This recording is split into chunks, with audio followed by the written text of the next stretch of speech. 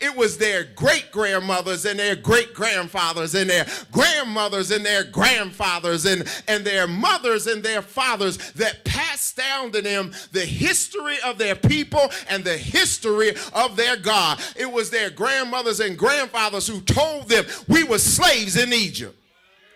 But it was God who delivered us, and it was God who brought us into a promised land, and it was God who made us royalty. And even when we rebelled against God and we found ourselves enslaved again in the land of Babylon, it was God who kept us, and God who stayed with us, and God who brought us back to our homeland. Thanks be to God for historical houses of worship like Bethel. Because if it were not for Bethel, Sharezer and Regimelech wouldn't have knew their history and they wouldn't have knew their God.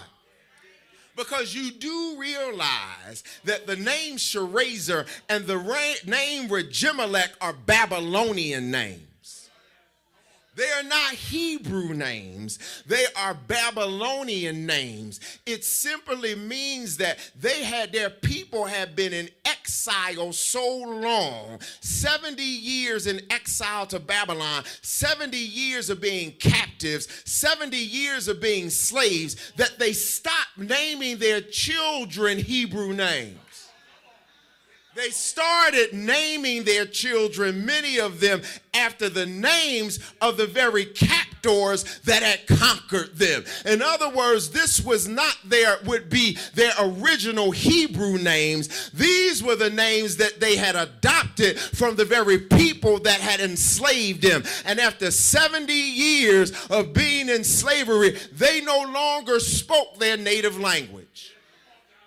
They no longer spoke Hebrew. They spoke Aramaic, the language of the Babylonians.